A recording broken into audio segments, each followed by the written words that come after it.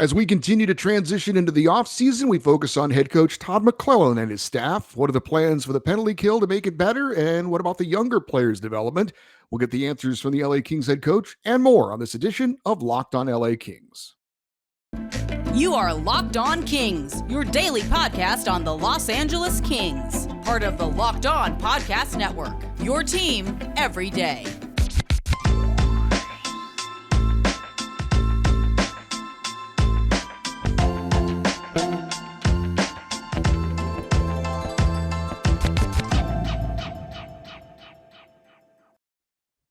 Hey, Kings fans, welcome to Locked on LA Kings, part of the Locked on Podcast Network, your team every day. Thanks for making Locked on LA Kings your first listen every day. We are free and available wherever you get your podcasts. We'd love for you to leave us a positive comment on Apple Podcasts if you're a fan of the show.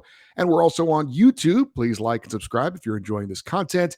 At last check, we were at 1,743 subscribers. We are on a streak of 7 straight months with 100 or more subscribers per month on our way, hopefully, towards 2,000 at some point. Thank you for all the support of the podcast and the YouTube channel. If you haven't liked and subscribed already, doing so really helps the channel get recognized. So thank you for your support on that. My name is Eddie Garcia. I'm your host of Locked on LA Kings. I've worked in sports media for the past 30 years, 20 plus years at the Fox Sports Radio Network. I'm also co-host of the Puck Podcast. It's an NHL review show that's been putting out content for the past 16 years every week. Also a passionate LA Kings fan for over 30 years. We had an episode last week where we literally heard from LA Kings GM Rob Blake in his exit interview and discussed what he had to say about this past season for the LA Kings and looking ahead.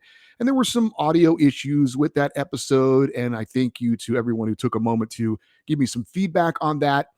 We have a lot more exit interview audio that I'd like to make a part of the shows going forward, but I'm just going to reference it. I'm not going to actually use it. I just don't feel satisfied enough with how it sounds, and that's something that's important to me. I want to make sure that the sound looks good, sounds good, looks good, and if it doesn't, kind of meet the standards, then I'd rather not use it. So as much as I enjoyed doing that Rob Blake show where we heard from the GM and we paused the audio and the video and we commented on it, I really enjoyed being creative and doing something like that. But I can't say that the audio was good enough, so we're gonna change it up.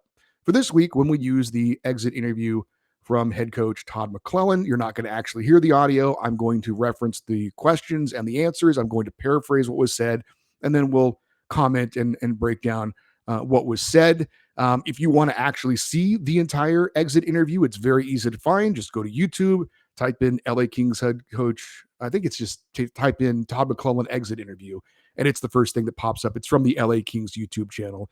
You can't miss it. So let's get into Todd McLellan, who just finished his 4th season as head coach of the Los Angeles Kings. After missing the playoffs the first 2 seasons, the Kings have qualified for the postseason 2 years in a row, but have yet to make it out of the first round. In 290 regular season games as Kings head coach, Todd McLellan has a record of 141, 115, and 34 in 13 playoff games in LA. He has a record of 5-8 in parts of 15 seasons as an NHL head coach. His teams have made the playoffs 9 times. He's made it to the conference finals twice, won the Stanley Cup as an assistant in Detroit, but has yet to make it to the Stanley Cup final as a head coach, either in San Jose, Edmonton, or Los Angeles. Last week, Todd McLellan sat down with the media, was asked about this past season and looking forward. The first question in his exit interview was about the evaluation process of the team this year.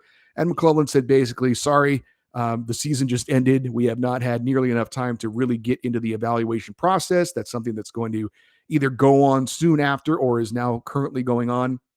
I'm not sure how much of a break they kind of give everybody to kind of recharge the batteries, and then they all get back together and evaluate what happened.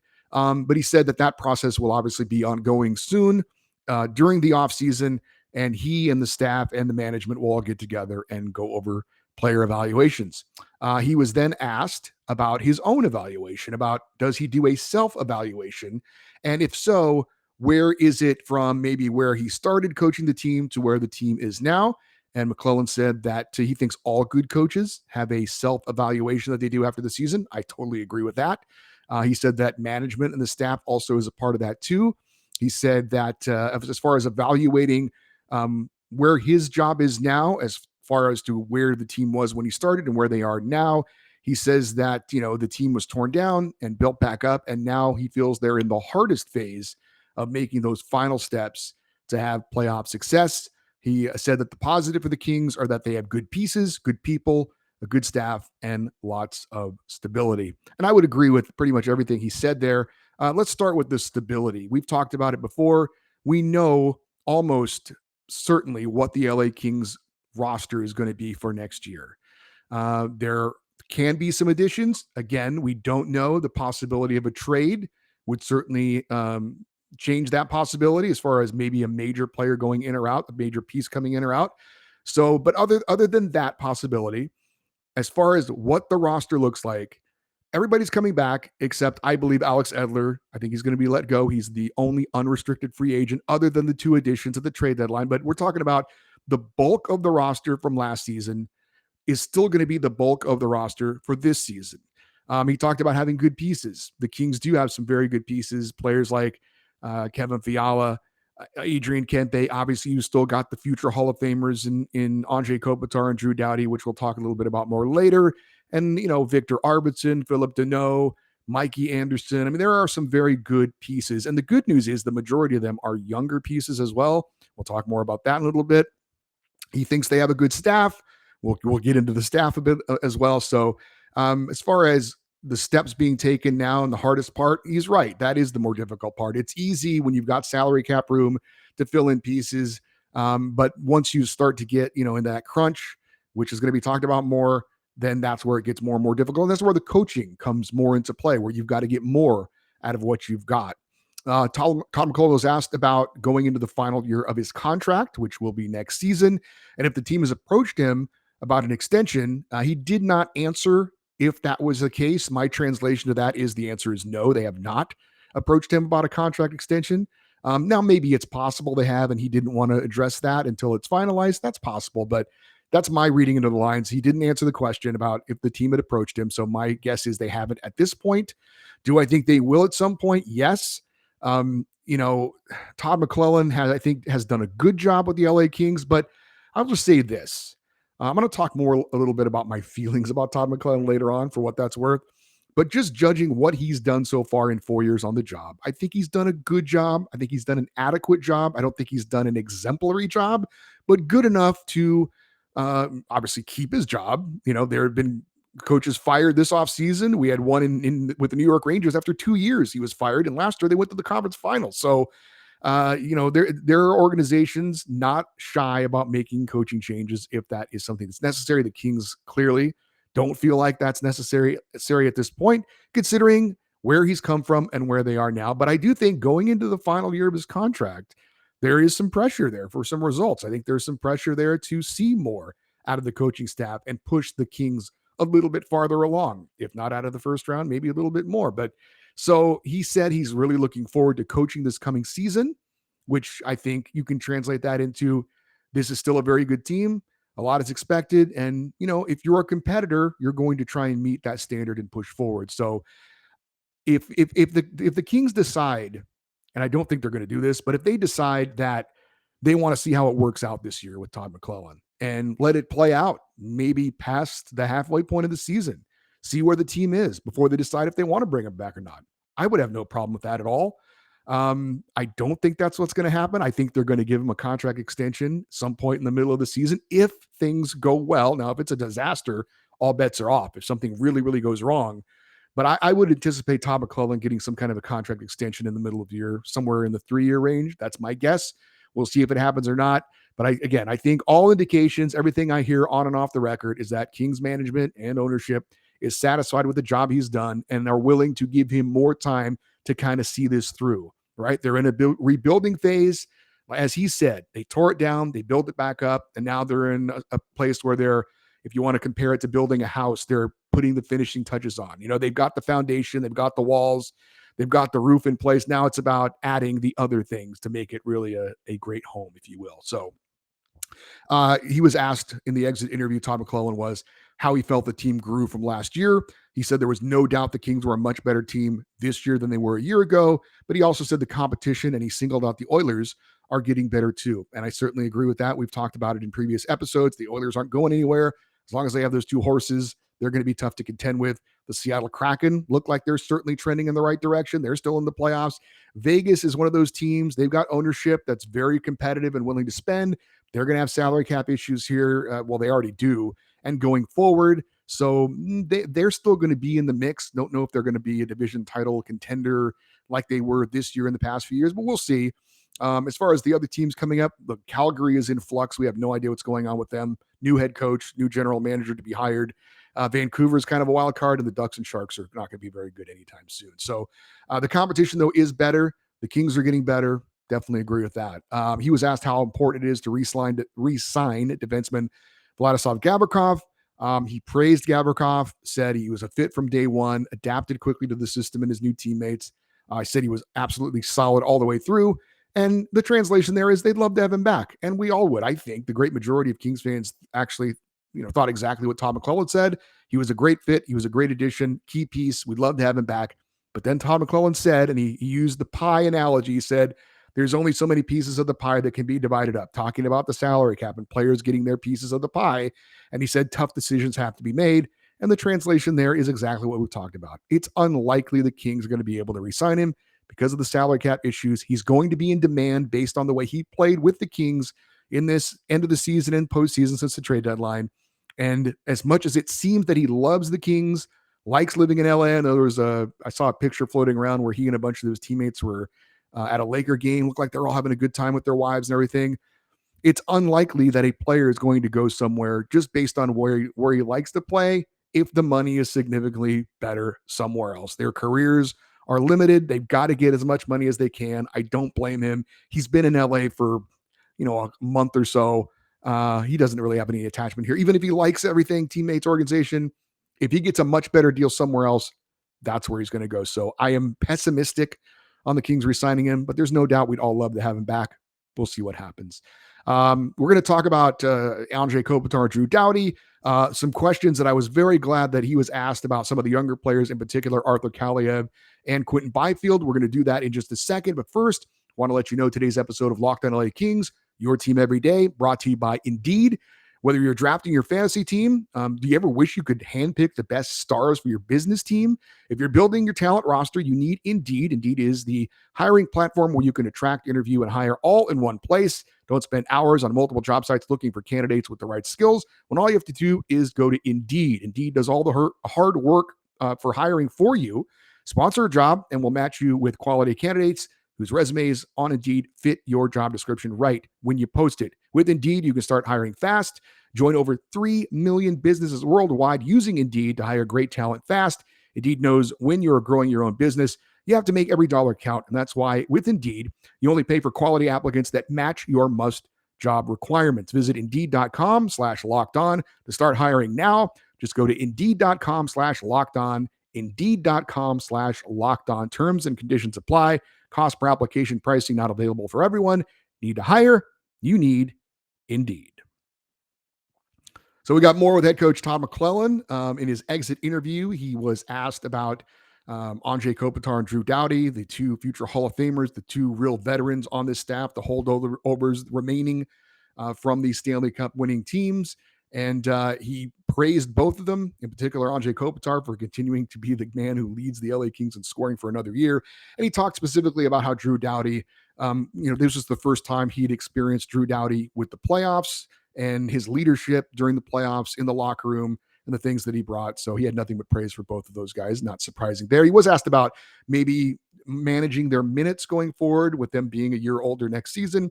And he said it is something they consider and they think about. But at the same time, they're both great athletes in great shape and they want to play all the time. So they keep that in mind if they can, but that he feels like both players are still major contributors to the team. He was asked a question I would have asked him had I been there, and unfortunately I wasn't, about Arthur Kaliev. And McLellan said Kaliev can be an impactful NHL player and that they need him to be that. And he said, our job is to get him there.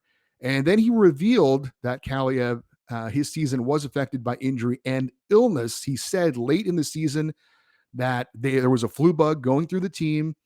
He said that Kaliev wasn't out of the lineup because of it, but that he didn't go back into the lineup because of the illness that he was dealing with.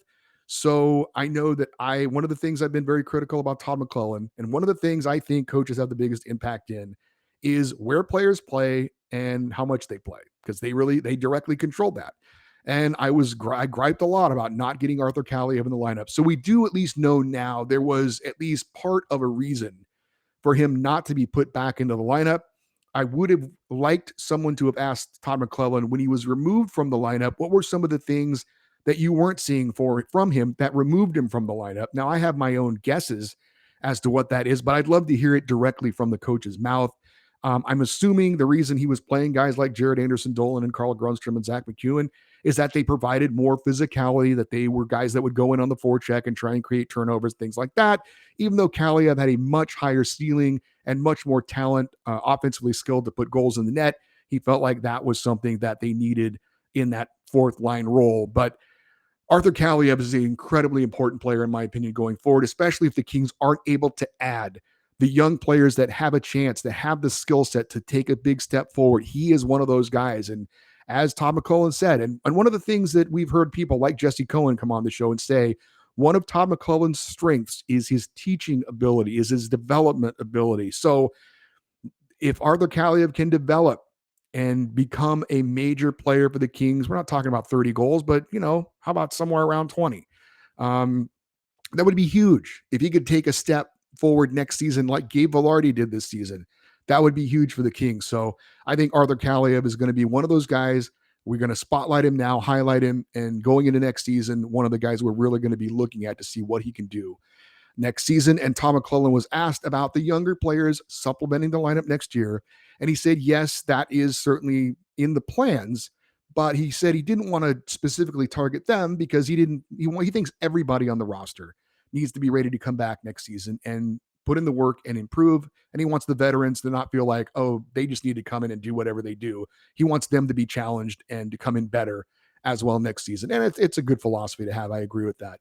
He was asked about Quinton Byfield and his future. And Todd McLellan said, Byfield needs to work on getting stronger. He said that he felt that he was a lot better on his feet this year. I disagree with that. I'll talk more about that in a minute.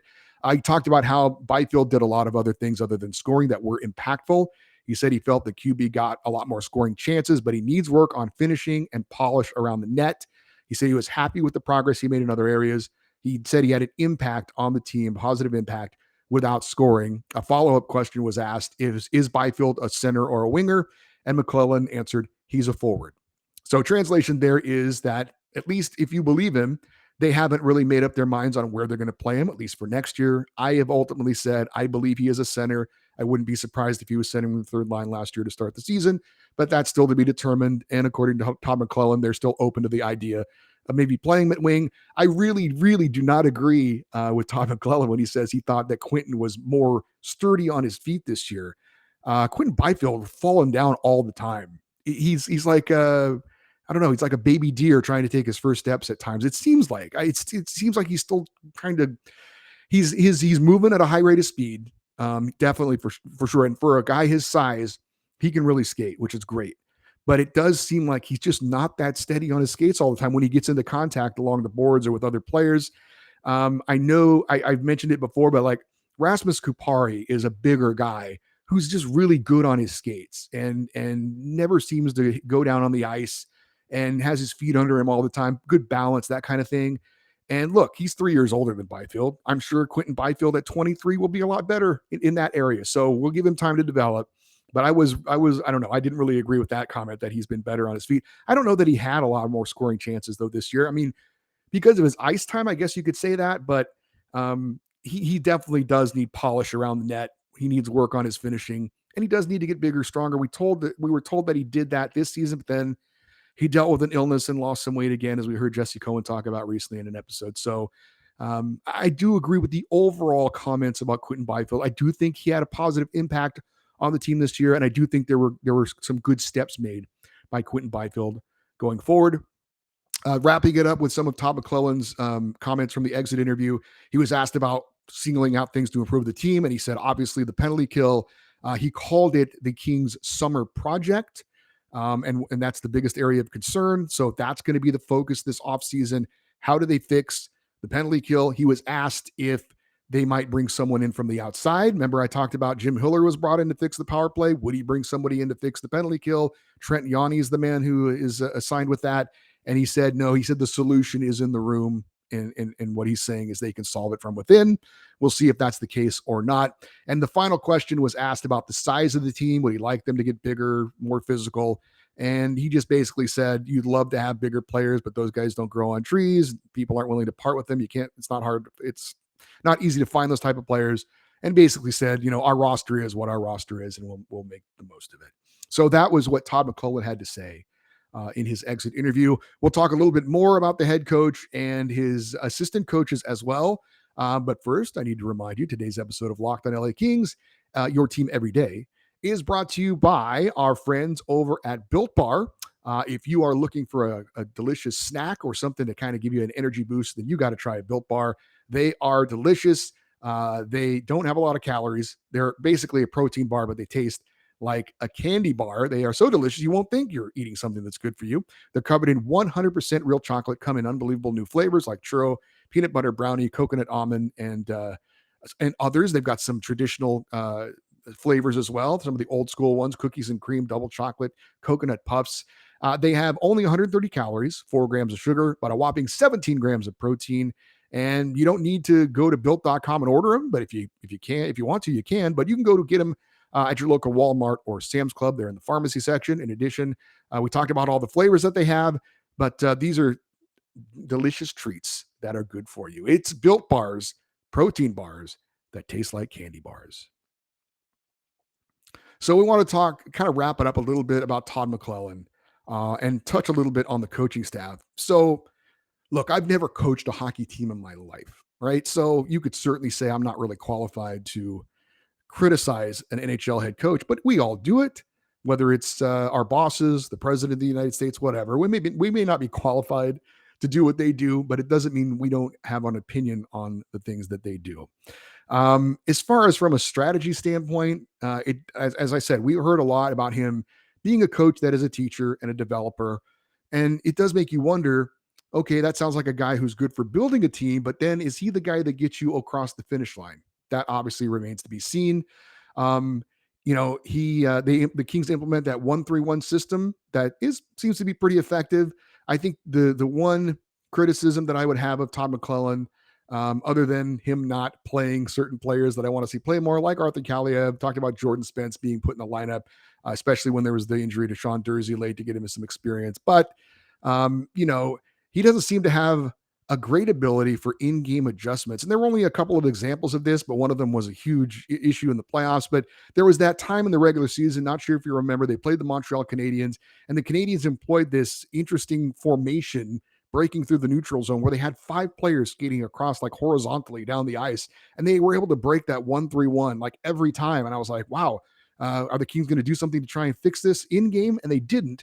And fortunately, no one else ever really tried that except the Oilers did it a couple of times in the playoffs, but it wasn't something they used very much. The other example, I think, is the big one, and that is adjusting on the fly in the playoffs to try and address the Oilers' power play. Now, look, that power play is historically unbelievable. It's fantastic. Now, you can argue that there's really nothing you can do when you've got the 2 greatest players in the world running around in the power play and making things happen. That having been said, they didn't really try anything different, right? If you're the Kings, I think you need to try some other things. And again, just watching that Oilers power play against the Kings and now watching it against Vegas, and it's still doing the same things.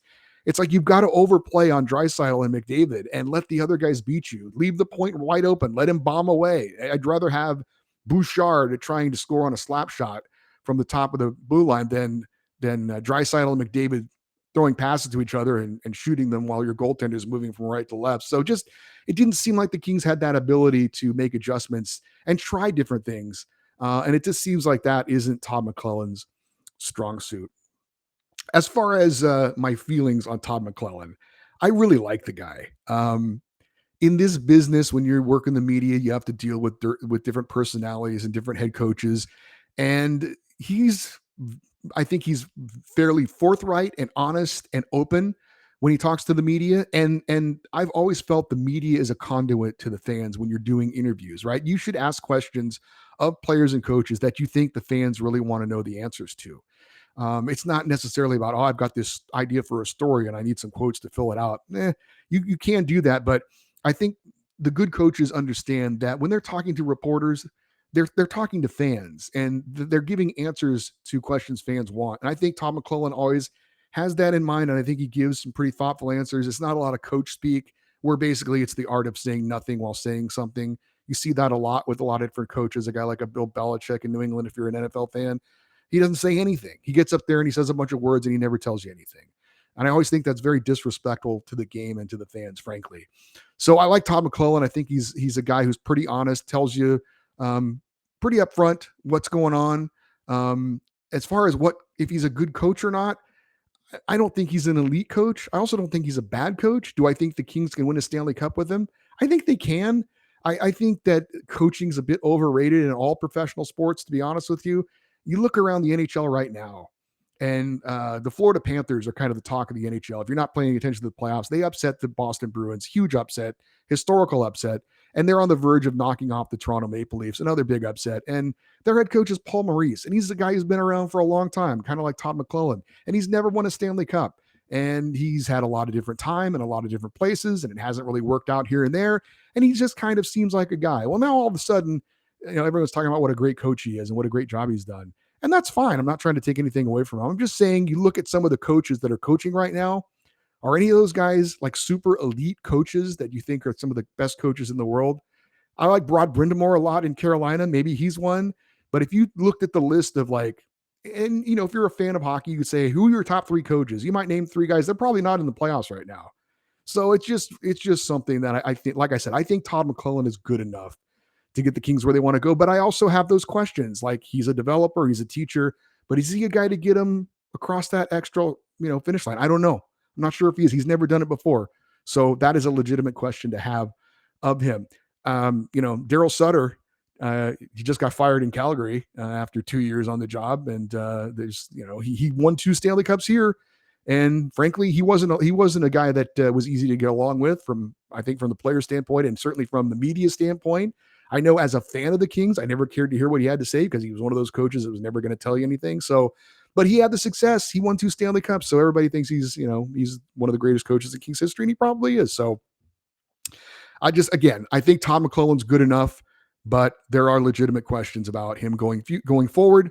And he's got a big job cut out for him this year. He's going to have to really lean on that teaching and development to get some of these young guys to take another step forward, if that's going to get the Kings where they need to go. Real quick on the assistant coaches. Jim Hiller was a home run last year. They brought him in for the New York Islanders to fix the power play. He did a wonderful job. I don't believe there is an official award given out to the best assistant coach of the year in the NHL. I know they do it in the NFL. They do it in college football. I don't think they have it in the NHL. If they did, though, Jim Hiller, I believe, would be a candidate for that award. He did an outstanding job resurrecting the Kings power play. Fantastic. Trent Yawney, I have a buddy who's a Ducks fan, and Trent Yawney was an assistant coach in Anaheim, and he doesn't think too highly of him. And we'll see.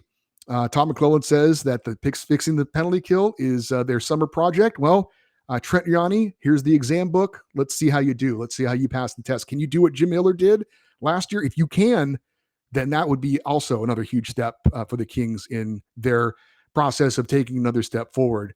Bill Ranford is the goalie coach. He's been there with the LA Kings since 2006. He's been under a multitude of head coaches, from Mark Crawford to Terry Murray to John Stevens to Daryl Sutter. Who could forget Willie Desjardins? And now Todd McLellan. So obviously Bill Ranford is very highly thought of in the organization to have lasted through that many different regimes. But he also has his work cut out for him. Can he resurrect the career of Cal Peterson? That absolutely remains to be seen. So there are some legitimate questions when it comes to head coach Todd McLellan and the coaching staff. Jim Hiller, though, great job for him. We'll see if Trent Yawney can step up, fix that penalty kill. We'll see if Bill Ranford can get the job done with Cal Peterson and keep Phoenix Copley doing what he was doing last year as well. I think the Kings have a good staff. Whether they're going to be the difference makers or not remains to be seen. But that was a little look and a breakdown at the LA Kings assistant coaches and head coach from this past season. Real quick before we wrap it up, do want to let you know some news that just happened in the NHL. The Anaheim Ducks did not win the NHL Draft Lottery. As a-hole LA Kings fan, I say ha ha. And I'm happy that Connor Bedard, this supposedly generational talent, is not going to be playing for the team that I hate most in the NHL. Now, if I take off my a-hole Kings hat and just look at it objectively, it would have been pretty good for hockey in Southern California to have this supposed elite player be in Southern California. It would have been good to try and grow the game if I'm looking at it objectively, but that did not happen. The Chicago Blackhawks won the draft lottery to the surprise of absolutely no one who's paid attention. I'm not a big conspiracy theory guy, but I said there's no way in hell the NHL is going to let this guy, who's supposedly the next Sidney Crosby, go to Anaheim or Columbus or Arizona or someplace like that. He's going to go to Chicago or he's going to go to Montreal. And lo and behold, he ended up in Chicago. What a shock. Hey, for you everydayers, those of you that listen and watch every day, I guess we had some glitches on the show last Friday. After the second ad break, I guess the video didn't match up with the audio. And so my lips were moving, but you were hearing something else. I don't know why. I'm going to blame this on somebody else because it's the truth. I record the show, I upload it, and then whatever happens after that is out of my hands. So I don't know if it's Restream, which is the place that I upload it to. I don't know if it was a YouTube glitch or whatever, but I apologize if that was an issue for some of you watching on the YouTube channel. For you that listen to the podcast, shouldn't have affected you in any way, but like I said, not my fault. Looking ahead to tomorrow's show, we are going to start talking about the players individually. We're going to break down and discuss the captain, Anze Kopitar, on Tuesday's show. We're going to talk about what he had to say in his exit interview, talk about the season he had, talk about his contract status, and talked about what to expect from Anze Kopitar for next season.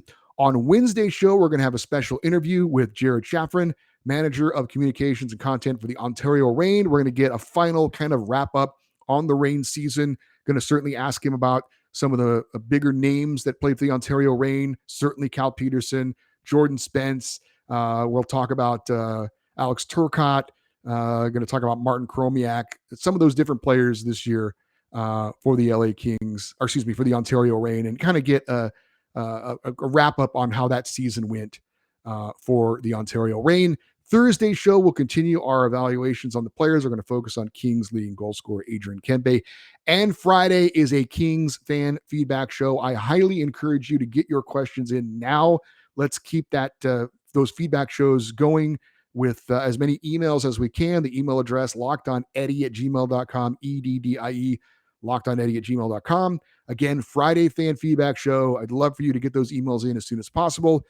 You can always leave comments as well on the YouTube episodes in the comment section below. Also, would love for you to stay interactive with the show while we're away on social media, on Twitter and Instagram. We are at Locked On LA Kings. I'm Eddie Garcia. Thanks for listening and watching this episode of Locked On LA Kings, part of the Locked On Podcast Network. Have a great day. We'll talk to you tomorrow. And as always, go Kings, go.